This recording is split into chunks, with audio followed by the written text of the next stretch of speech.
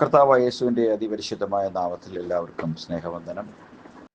JCNDSDയുടെ നിത്യോ മൊഴികൾ എന്നുള്ള പ്രസംഗ പരമ്പരയിൽ ഈ രാത്രിയിൽ ഒരു ചെറിയ സന്ദേശം നിങ്ങളുമായി പങ്കുവയ്ക്കുവാൻ സ്വർഗത്തിലെ വലിയവനായ ദൈവം ഒരുക്കിയ സാവകാശത്തിനായി ഞാൻ ദൈവത്തെ സ്തുതിക്കുന്നു. പലവിധ കാരണങ്ങളാൽ പതിവായി ഈ വെള്ളിയാഴ്ചകളിൽ പ്രസംഗിക്കാൻ അവസരം ലഭിക്കാതെ പോയിട്ടുണ്ട്. അതിനായി ഞാൻ ആദ്യമായി ദൈവത്തോട് മാപ്പപേക്ഷിക്കുന്നു. ഈ രാത്രിയിൽ ഒരവസരം കൂടി എനിക്ക് നൽകിയ എൻ്റെ കർത്താവിനെ ഞാൻ നന്ദിയോടെ ഓർക്കുകയും അവന് കോടി കോടി സ്തോത്രം കരയറ്റുകയും ചെയ്യുന്നു. ഒപ്പം ഈ ഗ്രൂപ്പിൽ പങ്കെടുക്കുവാനും ഇതിൽ ഒരു സന്ദേശം നൽകുവാനും ഈ ഗ്രൂപ്പിൻ്റെ അഡ്മിന്മാർ ഒരുക്കിയ സാവകാശത്തിന് ഓർത്ത് ഞാൻ അവരെ പ്രതി ദൈവത്തിന് നന്ദി പറയുന്നു. ഈ രാത്രിയിൽ ഒരു ചെറിയ സന്ദേശം നിങ്ങളുമായി പങ്കുവയ്ക്കേണ്ടതിന് യേശുക്രിസ്തു ഇസ്രായേലിൻ്റെ മഹത്തമായവൻ എന്ന ഒരു വിഷയം നിങ്ങളുമായി പങ്കുവയ്ക്കാനായിട്ട് ആഗ്രഹിക്കുന്നു. അതിനുവേണ്ടി അപ്പോസ്തലനായ പൗലോസ് കൊരിന്ത്യർക്ക് എഴുതിയ ലേഖനം അതിൻ്റെ 2-ാമത്തെ അധ്യായത്തിൻ്റെ 7-ാമത്തെ വാക്യം 7ഉം 8ഉം വാക്യങ്ങൾ വായിക്കുവാനായിട്ട് ദൈവസന്നിധിയിൽ താല്പര്യപ്പെടുകയാണ്. 7-ാമത്തെ വാക്യത്തിൽ നാം ഇങ്ങനെ വായിക്കുന്നു: ദൈവം ലോക സൃഷ്ടിക്ക് മുമ്പേ നമ്മുടെ തേജസ്സിനായി മുൻ നിയമിച്ചതും മറഞ്ഞിരുന്നതുമായ ദൈവത്തിൻ്റെ ജ്ഞാനം എത്രേ മർമ്മമായി ഞങ്ങൾ പ്രസ്താവിക്കുന്നു. അത് ഈ ലോകത്തിൻ്റെ പ്രഭുക്കന്മാർ ആരും അറിഞ്ഞില്ല. അറിഞ്ഞിരുന്നുവെങ്കിൽ അവർ തേജസ്സിൻ്റെ കർത്താവിനെ ക്രൂശിക്കുകയില്ലായിരുന്നു. Praise the Lord. ദൈവത്തിൻ്റെ പരിശുദ്ധമായ നാമം വാഴ്ത്തപ്പെടുമാറാകട്ടെ. ഇവിടെ ഈ ലേഖനത്തിൽ കൊരിന്ത്യർക്ക് എഴുതിയ 1 കൊരിന്ത്യർ 2-ാമത്തെ അധ്യായത്തിൽ അപ്പോസ്തലനായ പൗലോസ് ഇസ്രായേൽക്കാരെ സംബന്ധിച്ച് ഇപ്രകാരമാണ് പറയുന്നത്: അവർ ലോകത്തിൻ്റെ പ്രഭുക്കന്മാരാണെന്ന്. തീർച്ചയായിട്ടും അന്നും ഇന്നും ഈ ലോകത്തിൻ്റെ പ്രഭുക്കന്മാരാണ് ഇസ്രായേൽ ജനത. എണ്ണം കൊണ്ടും അതുപോലെ രാജ്യത്തിൻ്റെ വിസ്തൃതി കൊണ്ടും ലോക ഭൂപടത്തിൽ വളരെ ചെറിയ ഒരു രാജ്യം, അത്രമാത്രം സുശക്തമല്ലാത്ത ഒരു രാജ്യം ലോകത്തിലെ മുഴുവൻ രാഷ്ട്രങ്ങൾക്കും ഒരു പേടി സ്വപ്നമാക്കിയാണ് ദൈവം നിർത്തിയിട്ടുള്ളത്.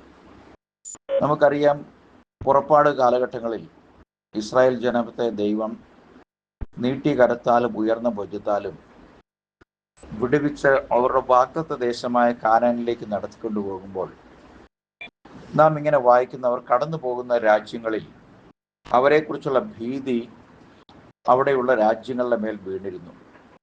തീർച്ചയായിട്ടും ഒരു ജനത, അവർക്ക് സ്വന്തമായ സൈനിക ശക്തിയില്ല, അവർക്ക് കരുത്തുറ്റ ഭടന്മാരില്ല, വലിയ ആയുധങ്ങളില്ല. അവർ ഒരു രാജ്യത്ത് നിന്ന് അവർക്ക് വേണ്ടി വാഗ്ദത്തം ചെയ്ത ഒരു രാജ്യത്തേക്കുള്ള യാത്രയിലാണ്. 40 ആണ്ട് അവർ മരുഭൂമിയിലൂടെ കടന്നു പോകുമ്പോൾ പലവിധ രാജ്യങ്ങളുമായിട്ട് അവരുടെ രാജ്യങ്ങളിലൂടെ അവർക്ക് കടന്നു പോകേണ്ടി വന്നു. അവിടെയുള്ള രാജ്യങ്ങൾ അവരെ ആക്രമിച്ചിരുന്നെങ്കിൽ അവരൊരിക്കലും വാഗ്ദത്ത നാട്ടിൽ എത്തുമായിരുന്നില്ല. എന്നാൽ അവർക്ക് ആക്രമിച്ച് അവരെ കീഴടക്കാൻ താല്പര്യമില്ലായിരുന്നിട്ടല്ല, അവരെ ആക്രമിക്കുവാൻ ദൈവം അവരെ ആരെയും അനുവദിച്ചില്ല. മാത്രമല്ല, അവരെക്കുറിച്ചുള്ളൊരു ഭയം എല്ലാ രാജ്യങ്ങളുടെ മേലും, രാജ്യത്തിൻ്റെ സേനയുടെ മേലും, രാജാക്കന്മാരുടെ മേലും ദൈവം അയച്ചു. അപ്പോൾ ദൈവമാണ് വാസ്തവത്തിൽ ഇസ്രായേലിന് എല്ലാ കാലത്തും തുണയെന്ന് നമുക്കറിയാം. ദൈവം പറയുന്നത്: ഞാൻ ഇസ്രായേലിനെ മറന്നുപോയെങ്കിൽ എൻ്റെ നാക്ക് അണ്ണാക്കിനോട് ഒട്ടിപ്പോകട്ടെ. ഇസ്രായേൽ എൻ്റെ കണ്ണിനെ കൃഷ്ണമണി, ഇസ്രായേലിനെ തൊടുന്നവൻ എൻ്റെ കണ്ണിനെ തൊടുന്നു എന്ന് യഹോവ കൽപ്പിച്ചിട്ടുണ്ട്. നമുക്കറിയാം, നമ്മളെ സംബന്ധിച്ച് യഹോവയും യേശുക്രിസ്തുവും 2 ദൈവങ്ങളല്ല. യഹോവ എന്ന മനുഷ്യരാരും കണ്ടിട്ടില്ലാത്ത, കാണാൻ കഴിയാത്ത തേജോമയനായ ദൈവം, സർവസൃഷ്ട പ്രപഞ്ചത്തിലും നിറഞ്ഞു നിൽക്കുന്ന സകലത്തിൻ്റെയും സൃഷ്ടാവും സകല മനുഷ്യവർഗത്തിൻ്റെയും സകലത്തിൻ്റെയും പിതാവുമായ ഏക സത്യ ദൈവമായ യഹോവ തന്നെയാണ് വീണ്ടെടുപ്പുകാരനായി പ്രത്യക്ഷനായി വന്ന കർത്താവായ യേശുക്രിസ്തു എന്ന് വിശുദ്ധ വേദപുസ്തകം തെളിവായി പഠിപ്പിക്കുന്നു. നമ്മൾ അത് വിശ്വസിക്കുകയും ചെയ്യുന്നു. അപ്പോസ്തലന്മാരാരും ദൈവത്തിൽ വ്യക്തികൾ ഉണ്ടെന്നോ, ദൈവം 3 ആളത്തങ്ങൾ ഉൾക്കൊള്ളുന്ന ഒരു ദൈവമാണെന്നോ, അവർ സാരാംശത്തിൽ ഒന്നും ആളത്തങ്ങൾ 3 ആണെന്നോ, അത്തരത്തിലുള്ള വരട്ട് തത്വവാദങ്ങളൊന്നും തന്നെ പഠിപ്പിച്ചതായി തിരുവെഴുത്തിൽ നമ്മൾ എവിടെയും കാണുന്നില്ല. ദൈവത്തെ സംബന്ധിച്ച് അന്നും ഇന്നും ഇസ്രായേൽ ജനത്തെ സംബന്ധിച്ച് അവർക്ക് ദൈവം ഒന്നേ ഉള്ളൂ. എന്നാൽ ഇസ്രായേലിന് അവരുടെ പ്രവാചകന്മാരായിരുന്ന മോശ തുടങ്ങിയുള്ള പ്രവാചകന്മാരും സങ്കീർത്തകന്മാരും ഒക്കെ എഴുതുകയും അവർക്ക് ആഹ്വാനമായി അവരോട് വചനത്താൽ പ്രവചനമായി പ്രവചിക്കുകയും ചെയ്തു വന്ന പ്രവാചകന്മാരും വെളിപ്പെടുത്തിയിരുന്ന ആ ദൈവം തന്നെയാണ് അവരുടെ മെസ്സിഹയായി വെളിപ്പെട്ടു വന്നത്, ആ യേശുക്രിസ്തുവാണ് എന്ന് തിരിച്ചറിയാതെ വണ്ണം അവരുടെ കണ്ണ് കുരുടായിപ്പോയി എന്നൊരു കാര്യം മാത്രമേ അവർക്ക് സംഭവിച്ചിട്ടുള്ളൂ. എന്നാൽ ഇന്നത്തെ ക്രിസ്തീയ സമൂഹത്തിന് എന്താണ് വീഴ്ച പറ്റിയത്? അവർ ദൈവത്തെ ദൈവവചനത്തിന് ആധാരമായി പഠിക്കുന്നതിന് പകരം അവര് പലവിധ ഉപദേശങ്ങൾ, നൈസിയൻ ക്രീഡ് പോലെയുള്ള തത്വശാസ്ത്രപരമായ അവരുടെ ബുദ്ധിക്ക് ഇണങ്ങും വിധമുള്ള ദൈവിക സങ്കല്പങ്ങളെയും ഒക്കെയും ഉണ്ടാക്കിക്കൊണ്ട് അവർ സത്യദൈവത്തെക്കുറിച്ചുള്ള പരിജ്ഞാനത്തിൽ നിന്നും വീണുപോയി. ഇപ്രകാരം അധപ്പതിച്ചു പോയ ഒരു ക്രിസ്തീയ സമൂഹത്തിൻ്റെ ഏറ്റവും അവസാനത്തേതെന്ന് നമുക്ക് പറയാൻ കഴിയുന്ന ഒരു കാലഘട്ടത്തിലാണ് നാം ജീവിക്കുന്നത്. ഈ കാലഘട്ടത്തിൽ നമുക്കറിയാം, ബഹുഭൂരിപക്ഷം വരുന്ന ക്രിസ്തീയ സഭകൾ എന്ന് അവർ അവകാശപ്പെടുന്ന കത്തോലിക്ക മുതൽ പെന്തക്കോസ്ത് വരെയുള്ള, ബ്രദറൻ വരെയുള്ള എല്ലാവിധ ക്രൈസ്തവ സമൂഹങ്ങളും ആശയപരമായി ഒരേ അഭിപ്രായത്തിൽ തുടരുന്നു എന്നുള്ളതാണ്. എല്ലാ ക്രിസ്തീയ സമൂഹം എന്നും അവകാശപ്പെടുന്ന ക്രിസ്തുവിൻ്റെ നാമത്തിൽ അല്ലെങ്കിൽ ക്രിസ്ത്യാനികൾ എന്ന് അവകാശപ്പെടുന്നതായ എല്ലാ മതസംഘടനകളും അവരുടെ ദൈവിക ദൈവത്തെ സംബന്ധിച്ചുള്ള അടിസ്ഥാന ഉപദേശം എന്ന് പറയുന്നത് AD 325 രൂപം കൊണ്ട ത്രിയേക ദൈവം അല്ലെങ്കിൽ ട്രിനിറ്റേറിയൻ ഫെയ്ത്ത് ആണ്, അല്ലെങ്കിൽ വിശ്വാസമാണ് അവരുടെ എല്ലാം അടിസ്ഥാനപരമായ ദൈവിക ഉപദേശം. അവരുടെ തിയോളജി മുഴുവനും അടിസ്ഥാനപ്പെട്ടിരിക്കുന്നത് അവർക്ക് പിതാവായ ഒരു ദൈവമുണ്ട്, പുത്രനായ ഒരു ദൈവമുണ്ട്, പരിശുദ്ധാത്മാവായ ഒരു ദൈവമുണ്ട്. അവരുടെ തൃത്വത്തിൽ ചിലരെ സംബന്ധിച്ച് പിതാവായ യഹോവയും പുത്രനായ യഹോവയും പരിശുദ്ധാത്മാവായ യഹോവയും ഉണ്ട്. മാത്രമല്ല, ഈ ട്രിനിറ്റിയിൽ തന്നെ അവരുടെ ഉപദേശങ്ങൾ പല സഭകളുടേതും വ്യത്യസ്തമായ ഉപദേശങ്ങളാണ്. ഭൂരിഭാഗം ആളുകളും ഒരു ദൈവമേ ഉള്ളൂ എന്ന് പറയുകയും ആ ദൈവത്തിൽ ഉള്ളിൽ 3 ദൈവങ്ങൾ ഉണ്ടെന്ന് അവകാശപ്പെടുകയും ചെയ്തു. അപ്പോൾ ഫലത്തിൽ ഈ ഒരു പുറംചട്ട, ഒരു ദൈവം എന്ന് പറയുന്ന ഒരു പുറംചട്ടയും അതിനകത്ത് 3 ദൈവങ്ങളുമാണ്. അപ്പോൾ 3 ദൈവങ്ങളെ ഉൾക്കൊള്ളുന്ന ഒരു വലിയ ദൈവം, അതിനകത്ത് 3 ദൈവങ്ങളുണ്ട്. ഈ 3 ദൈവങ്ങൾ അവരുടെ അഭിപ്രായത്തിൻ്റെ അല്ലെ തിയോളജിയുടെ അടിസ്ഥാനത്തിൽ അവർ സമനിത്യരും സമതുല്യരുമാണ്. എന്ന് വെച്ച് കഴിഞ്ഞാൽ അവർ 3ഉം നിത്യമായി നിലകൊള്ളുന്നു. അവരെല്ലാവരും വലിപ്പത്തിൽ അല്ലെങ്കിൽ ശക്തിയിൽ, ബലത്തിൽ, അവരുടെ മഹിമയിൽ അവരെല്ലാവരും ഒന്ന് തന്നെയാണ്. അപ്പോൾ എന്നാൽ അവർ ഇങ്ങനെ പ്രസ്താവിക്കുമ്പോൾ ദൈവം, ബൈബിൾ പഠിപ്പിക്കുന്ന ദൈവം ഏകനാണ്. ആ ദൈവം പറയുകയാണ്, ഞാൻ ഭൂമിക്ക് അടിസ്ഥാനം വിട്ടപ്പോൾ ആരെന്നോട് കൂടെ ഉണ്ടായിരുന്നു. ആ ദൈവം പറയുകയാണ്, യെശയ്യാവ് 43:10 പറയുകയാണ്, ഞാൻ തന്നെ യഹോവ, ഞാനല്ലാതെ മറ്റൊരുത്തനുമില്ല, ഞാൻ ഒരുത്തനെയും അറിയുന്നില്ല എന്നാണ്. അപ്പോൾ ബൈബിളിലെ ദൈവം പറയുന്നു, തനിക്ക് മുമ്പോ പിൻപോ ശേഷമോ ആരുമില്ല, തന്നേക്കാൾ വലിയവനോ ചെറിയവനോ ആരുമില്ല, താൻ മാത്രം യഹോവയാകുന്നു, താൻ അല്ലാതെ മറ്റൊരുത്തനുമില്ല എന്ന് പറയുന്നു. മാത്രമല്ല, ആ ദൈവം പറയുന്നു, ഞാൻ അനാദിയായും ശാശ്വതമായും ദൈവമാകുന്നു, ഞാൻ അല്ലാതെ മറ്റൊരുത്തനുമില്ല എന്ന് ദൈവത്തിൻ്റെ വചനത്തിൽ ദൈവം തന്നെക്കുറിച്ച് സ്പഷ്ടമായി പഠിപ്പിക്കുന്നു. എന്നാൽ ഒരു കാലത്ത് ഇത്തരത്തിലുള്ള ആശയഗതികൾ വിരുദ്ധമായി, താൻ പഠിച്ചിരിക്കുന്ന ദൈവിക സങ്കല്പങ്ങൾക്ക് വിരുദ്ധമായി ഒരു കൂട്ടം ആളുകൾ മനുഷ്യനായ യേശുക്രിസ്തുവിനെ ദൈവമാക്കുന്നു എന്നുള്ള ആരോപണം ഉന്നയിച്ചുകൊണ്ട്, അല്ലെങ്കിൽ അന്നത്തെ സെൻഹദ്രീൻ സഭയുടെ താല്പര്യങ്ങൾ മുൻനിർത്തിക്കൊണ്ട് യേശുക്രിസ്തുവിനെ ദൈവമായി ആരാധിക്കുന്ന ജനതയെ കൊന്നുമുടിക്കേണ്ടതിന് അധികാരപത്രം വാങ്ങിക്കൊണ്ട് ശൗൽ എന്ന് പറയുന്ന ഒരുവൻ ദമാസ്കസിലേക്ക് യാത്ര പോകുന്ന വഴി മധ്യത്തിൽ ദമാസ്കസ് എത്തുന്ന ആ പടിവാതിൽക്കൽ വെച്ച് സ്വർഗത്തിൽ നിന്ന് ഒരു ശബ്ദം കേട്ടു, ശൗലേ ശൗലേ, നീ എന്നെ ഉപദ്രവിക്കുന്നത് എന്ത്?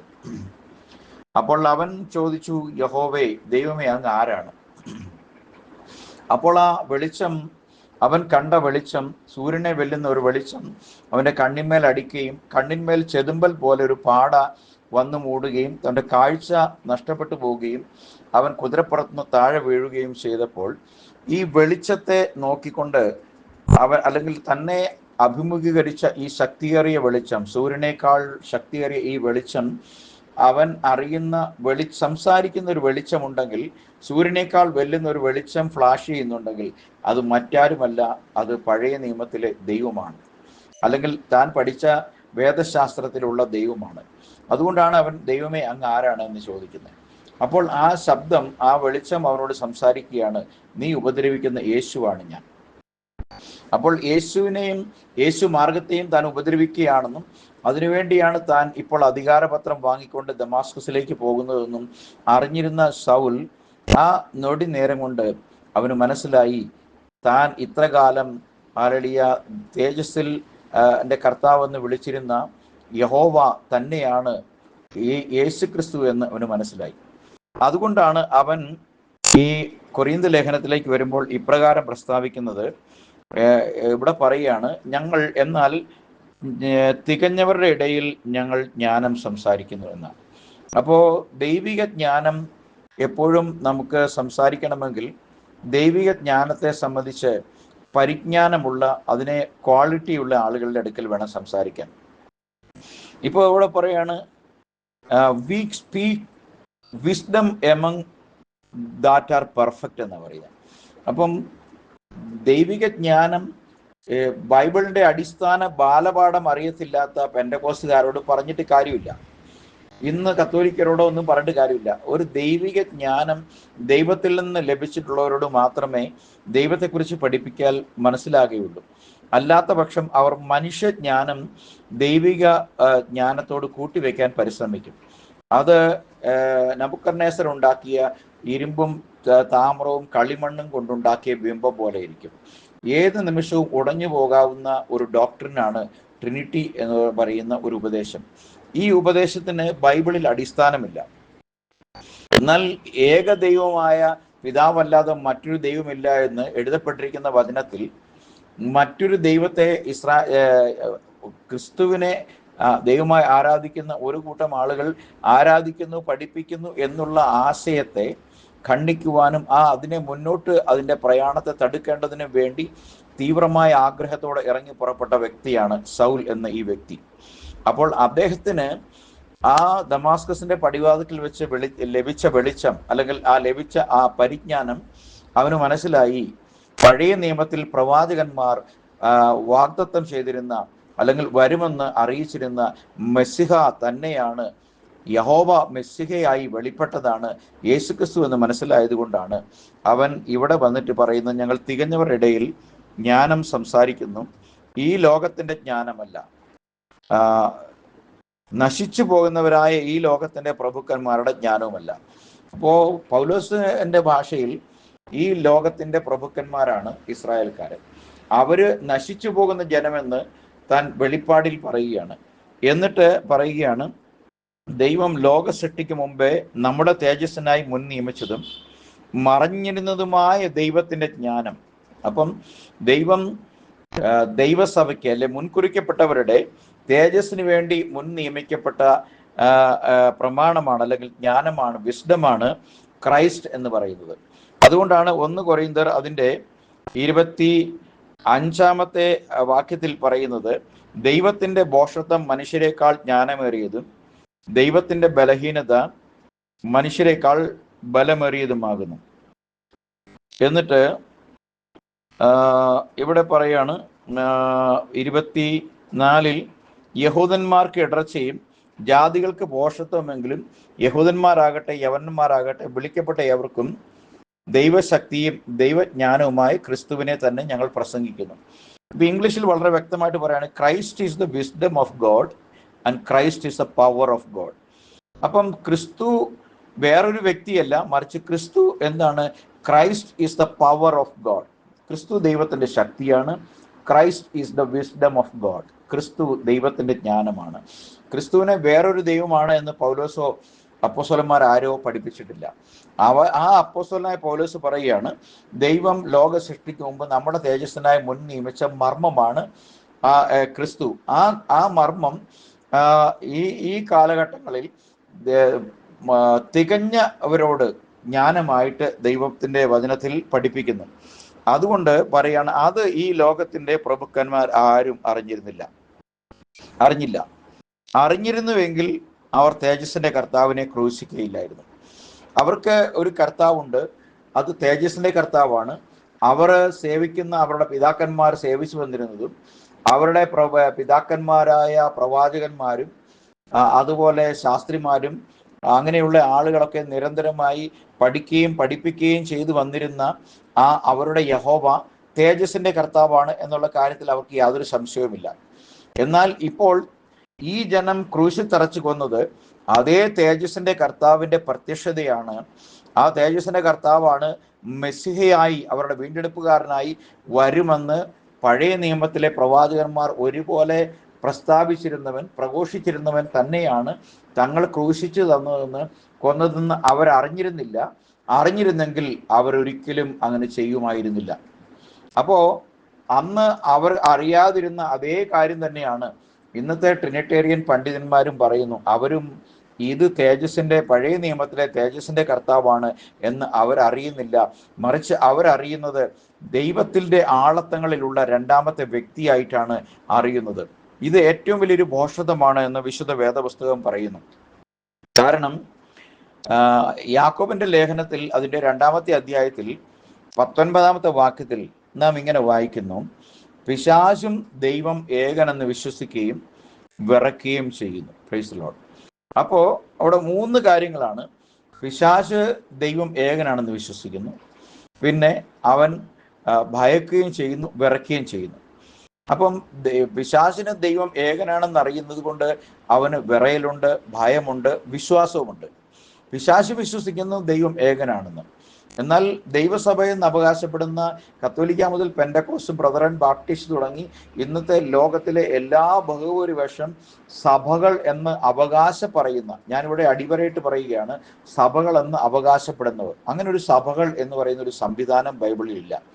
സഭകൾ എന്ന് നമ്മൾ പറയും കത്തോലിക്ക സഭ, ഓർത്തഡോക്സ് സഭ, മാർത്തോമ സഭ, യാക്കോബ സഭ, ബ്രദറൻ സഭ, പെന്തക്കോസ്റ്റൽ സഭ, മെത്തഡിസ്റ്റ് സഭ, ലൂതറൻ സഭ, പ്രസ്ബിറ്റേറിയൻ സഭ, ഇങ്ങനെ ഒരുപാട് സഭകൾ. പിന്നീട് Pentecost, salvation army, seventh day Adventist, JW, ഇങ്ങനെ 100 കണക്കിന് സഭകൾ, അവയുടെ 100 കണക്കിന് ഉപദേശ വ്യത്യാസങ്ങൾ.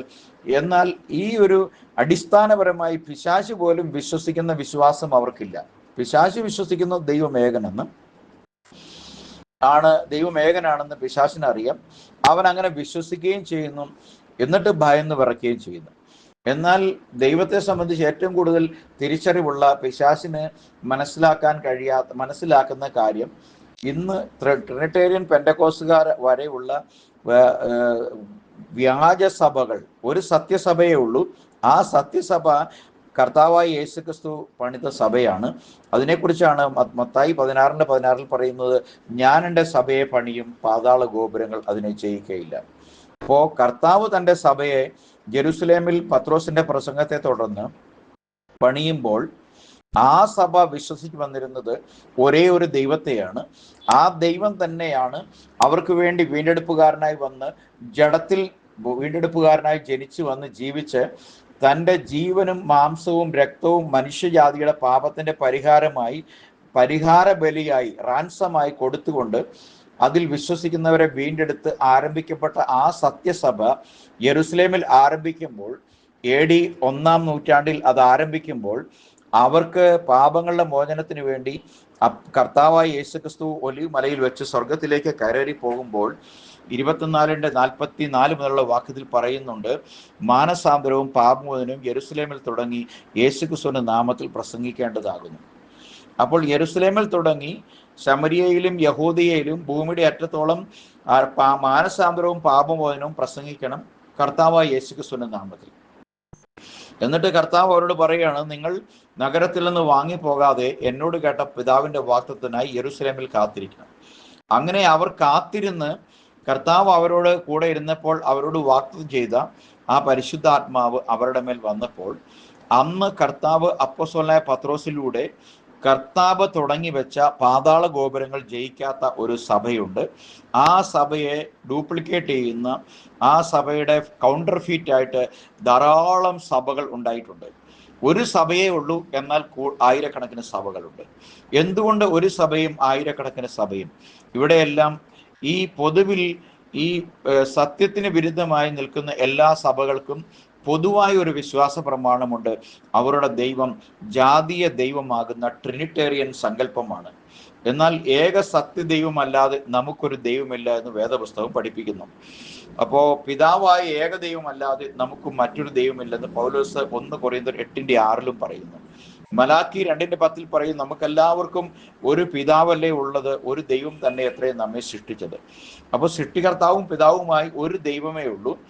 ആ ദൈവം തന്നെയാണ് വീണ്ടെടുപ്പുകാരനായി ജഡത്തിൽ പ്രത്യക്ഷമായതും നമ്മുടെ പാപങ്ങൾക്ക് പരിഹാരമായി ജഡത്തിൽ മരിച്ചതും എന്ന് വേദപുസ്തകം സ്പഷ്ടമായി പഠിപ്പിക്കുമ്പോൾ, എന്നാൽ ഇവര് ദൈവത്തെ 3 പീസാക്കി 3 കഷണമാക്കി അവതരിപ്പിച്ചുകൊണ്ട് ഏറ്റവും വലിയ ദൈവനിഷേധവും ദൈവനിന്ദയും നടത്തുന്ന ഒരു കാലഘട്ടത്തിലാണ് നാം ഈ സത്യവചനത്തിന്റെ വെളിപ്പാട് പ്രാപിച്ചത് എന്നുള്ളത് അതിശയകരമായ കാര്യമായി ഞാൻ ഓർക്കുകയാണ്. അപ്പോൾ ഇവിടെ ഈ ഒരു വെളിപ്പാട് ഇസ്രായേൽ ജനത്തിന് ഉണ്ടായിരുന്നുവെങ്കിൽ അവർ ഒരിക്കലും തേജസ്സിന്റെ കർത്താവിനെ ക്രൂശിക്കുകയില്ലായിരുന്നു എന്ന് പറഞ്ഞു. ആരാണ് തേജസ്സിന്റെ കർത്താവ്? തേജസ്സിന്റെ കർത്താവ് യഹോവയാണ് എന്ന് പഴയ നിയമം പറയുന്നു. അല്ലെങ്കിൽ ആ തേജസ്സിന്റെ കർത്താവിനെ അബ്രഹാം കണ്ടു എന്ന് യോഹന്നാൻ 12-ാം അധ്യായത്തിൽ സാക്ഷീകരിക്കുന്നുണ്ട്. അപ്പോൾ പഴയ നിയമത്തിലും പുതിയ നിയമത്തിലും ഒരുപോലെ ഏക ദൈവമല്ലാതെ മറ്റൊരു ദൈവം നമുക്കില്ലെന്നും അവൻ തന്നെ അത്ഭുത മന്ത്രി, വീരനാം ദൈവം, നിത്യനായ പിതാവ്, സമാധാനത്തിന്റെ പ്രഭു എന്ന് പഴയ നിയമം പറയുമ്പോൾ പുതിയ നിയമത്തിൽ തീത്തോസ് 2:12 പറയുകയാണ് യേശുക്രിസ്തു മഹാദൈവവും നമ്മുടെ രക്ഷിതാവുമെന്ന്. ആർക്കാണ് തെറ്റുപറ്റിയത്? ബൈബിളിനോ അതോ ഇന്നത്തെ ഈ ട്രിനിറ്റേറിയൻസിനാണോ തെറ്റുപറ്റിയത്? നമുക്ക് വളരെ സ്പഷ്ടവും വ്യക്തവുമായിട്ട് പറയാൻ കഴിയും, തെറ്റുപറ്റിയത് ദൈവത്തിനല്ല. തെറ്റുപറ്റിയത് ഈ പൈശാചിക സങ്കല്പമായ ട്രിനിറ്റി വിശ്വസിക്കുവാൻ അവർക്ക് അടിസ്ഥാനം ഇട്ടുകൊടുത്ത് അവരെ ഇന്ന് മുന്നോട്ട് നടത്തിക്കൊണ്ടുപോയി വലിയ ദൈവനിഷേധത്തിലേക്ക് നടത്തിക്കൊണ്ടുപോകാൻ അവരുടെ ഉള്ളിൽ വ്യാപരിക്കുന്ന പിശാചിന്റെ ആത്മാവാണ് സത്യത്തിന് വിരുദ്ധമായ കിഴവിക്കഥകൾ ദൈവവചനത്തോട് കൂട്ടിയേർത്ത് പ്രസ്താവിക്കുകയും പഠിപ്പിക്കുകയും ചെയ്യുന്നതും അജ്ഞരും ബലഹീനരുമായ വിശ്വാസികളെ തെറ്റിച്ച് അവര് കുരുടന്മാരെ നയിക്കുന്ന കുരുടന്മാരായി അന്ധകാരത്തിലേക്ക് കടന്നു പോകുന്നത് എന്നുള്ള വസ്തുത നാം അറിയാതെ പോകരുത്. ഈ തലമുറയിൽ JCNDSD എന്ന് പറയുന്ന ഈ സുവിശേഷ പ്ലാറ്റ്ഫോമിൽ 4-5 വർഷമായി കർത്താവിൻ്റെ വിലപ്പെട്ട ദാസന്മാർ ഇംഗ്ലീഷിലും മലയാളത്തിലും അതുപോലെ ഹിന്ദിയിലും തമിഴിലുമൊക്കെ സത്യവചനം യഥാർത്ഥമായി പ്രസംഗിച്ചുകൊണ്ട് ഏൽപ്പിക്കപ്പെട്ട ഉത്തരവാദിത്വം കൃത്യനിഷ്ഠയോടെ വചനത്തിൽ കൂട്ടിയേർക്കാത്ത യഥാർത്ഥ ദൈവത്തിൻ്റെ ദാസന്മാരായി അപ്പോസ്തലന്മാർ പഠിപ്പിച്ച ഉപദേശത്തെ അതേപോലെ തന്നെ പഠിപ്പിച്ചു പോരുന്നുണ്ട്. ഇന്ന് ഇത് കേട്ടിട്ടില്ല എന്ന് പറയാൻ ആർക്കും കഴിയത്തില്ല. ഇതുമായി സംബന്ധിച്ച് നിരവധി ഡിബേറ്റുകൾ, തർക്കങ്ങൾ, വാദങ്ങൾ ഒക്കെയും കഴിഞ്ഞ വർഷങ്ങളിൽ 5 അധികം വർഷങ്ങളായി സോഷ്യൽ മീഡിയയിൽ സജീവമാണ്. കർത്താവിൻ്റെ ദാസൻ ബ്രദർ സെബാസ്റ്റ്യൻ പുന്നക്കൽ, ഫിലിപ്പ് തുടങ്ങി വെച്ച ഈ ഏകദൈവ വിശ്വാസത്തിന്റെ വിപ്ലവം ഇന്ന് ചോദ്യം ചെയ്യപ്പെടാൻ കഴിയാത്ത വണ്ണം അനേക ഏകദൈവ വിശ്വാസികൾ ഏറ്റെടുത്തു കഴിഞ്ഞപ്പോൾ ഇന്ന് ട്രിനിറ്റേറിയന്മാർ മാളത്തിൽ ഒളിച്ചിരിക്കുന്ന സ്ഥിതിയാണ്. പരസ്യമായി അവരുടെ വിശ്വാസ പ്രമാണത്തെ പ്രദർശിപ്പിക്കുവാനോ ഒരു സംവാദത്തിന് കടന്നു വരുവാനോ കഴിയാതെ വണ്ണം അവർ ഒരു തികഞ്ഞ മൗനത്തിലേക്ക് കടന്നിരിക്കുന്നു എന്നുള്ളത് തന്നെ നമുക്ക് ചിന്തയുള്ള, ബുദ്ധിയുള്ള, കാര്യങ്ങളെ അടിസ്ഥാനപരമായി വിവേചിച്ച് പഠിക്കുന്ന ഏതൊരാൾക്കും ആശയപരമായി ബൈബിളിനെ ബുദ്ധി ഉപയോഗിച്ച് പഠിക്കുന്നവർക്ക് പോലും മനസ്സിലാകുന്ന വിധത്തിൽ പ്ലെയിനായി ഇന്ന് ലോകത്തിൻ്റെ മുമ്പിൽ തുറന്ന കാഴ്ചയാക്കപ്പെട്ടിട്ടുണ്ട്. അപ്പോൾ എന്തുകൊണ്ട് നാം ബഹുദൈവ വിശ്വാസത്തിൽ വിശ്വസിക്കാൻ പാടില്ല എന്ന് പറയുന്നത് ഞങ്ങളാരുമല്ല, ദൈവത്തിൻ്റെ വചനം തന്നെയാണ്. ഉൽപ്പത്തി മുതൽ വെളിപ്പാട് വരെയുള്ള അവരും നമ്മളും വിശ്വസിക്കുന്ന അതേ ബൈബിൾ വ്യക്തവും സ്പഷ്ടമായി വെളിപ്പെടുത്തുന്നു ദൈവം ഏകനേ ഉള്ളൂ എന്ന്. ബൈബിൾ ഒരു സ്ഥലത്ത് പോലും ഒരു ട്രിനിറ്റി എന്നോ ത്രിയേകദൈവമെന്നോ തൃത്വത്തിൽ 3 ആളുകളെന്നോ ദൈവത്തിൽ 3 വ്യക്തികളുണ്ടെന്നോ ഒരു പരാമർശം പോലും ഇല്ലാതിരിക്കെ, എന്നാൽ ദൈവം ഏകനാണ് എന്ന് ഞാൻ എന്ന പേഴ്സണൽ പ്രൊനൗണിൽ നിന്നുകൊണ്ട് തന്നെ ദൈവം സ്പഷ്ടമായി വിളിച്ചു പറയുന്ന ആയിരക്കണക്കിന് തിരുവെഴുത്തുകൾ ബൈബിൾ ഉടനീളം പഴയ നിയമത്തിലും പുതിയ നിയമത്തിലും കാണുമ്പോഴും ഇരുട്ടുകൊണ്ട് ഓട്ടയടക്കുന്ന ഈ വിദ്വാൻമാർ എത്രയോ ആയിരക്കണക്കിന് ആളുകളെയാണ് ഇരുട്ടിലേക്ക് ഇട്ടുകൊണ്ടിരിക്കുന്നത് എന്നുള്ളത് ഓർക്കുമ്പോൾ ഞങ്ങൾക്ക് അതിയായ ഹൃദയവേദനയും ദുഃഖമുണ്ട്. ഇന്ന് രാത്രിയിൽ ആ ദുഃഖം നെഞ്ചിൽ വഹിച്ചുകൊണ്ടാണ് JCNDSDയുടെ പ്രവർത്തകന്മാരായ ഞങ്ങൾ ഈ സത്യത്തെ തുറന്നു കാണിക്കുവാൻ വേണ്ടി നിങ്ങളുടെ മുമ്പിലേക്ക് ഇന്ന് രാത്രിയും ഒരു സന്ദേശവുമായി കടന്നു വരാൻ ഇടയായിട്ടുള്ളത്.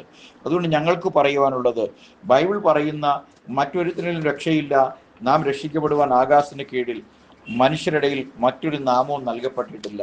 ആ നാമമാകട്ടെ യഹോവ രക്ഷിതാവായി വരുന്ന യശുവ അല്ലെങ്കിൽ യേശു എന്ന മലയാളത്തിൽ നാം പറയുന്ന ആ പേര് മറ്റൊരു ദൈവത്തെയല്ല അവതരിപ്പിക്കുന്നത്. പഴയ നിയമത്തിൽ ഉടനീളം യഹോവയായി പ്രത്യക്ഷപ്പെട്ട് നിൽക്കുന്ന അതേ ദൈവം തന്നെയാണ് യേശുവെന്ന ശരീരത്തിൽ ജഡം ധരിച്ച് ഈ ലോകത്തിലേക്ക് വന്നത് എന്ന് ബൈബിൾ പഠിപ്പിക്കുന്നു. ഞങ്ങൾ അതിനോട് ഒന്നും കൂട്ടുകയോ കുറയ്ക്കുകയോ ചെയ്യാതെ ആ വചനത്തെ യഥാർത്ഥമായി പ്രസംഗിച്ചുകൊണ്ട് നിൽക്കുന്നു. നിങ്ങൾ തിരുവെഴുത്തുകളെ പരിശോധിക്കുകയും അവ യേശുവിനെ കുറിച്ച് എന്ത് സാക്ഷ്യമാണ് പറയുന്നത് എന്ന് നിങ്ങൾ അന്വേഷിച്ച് കണ്ടുപിടിക്കുകയും ചെയ്യുവാൻ നിങ്ങൾ മനസ്സൊരുക്കം കാണിക്കണം എന്ന് മാത്രം അഭ്യർത്ഥിച്ചുകൊണ്ട് ഈ ഒരു അവസരം എനിക്ക് ഒരുക്കി തന്ന വിലപ്പെട്ട കർത്താവിൻ്റെ ദാസന്മാർക്ക് നന്ദി അറിയിച്ചുകൊണ്ട് ഞാൻ എൻ്റെ എളിയ വാക്കുകൾ ഉപസംഹരിക്കുന്നു. കർത്താവായ യേശു ക്രിസ്തു നമ്മളെ എല്ലാവരെയും അനുഗ്രഹിക്കുമാറാകട്ടെ. ആമേൻ.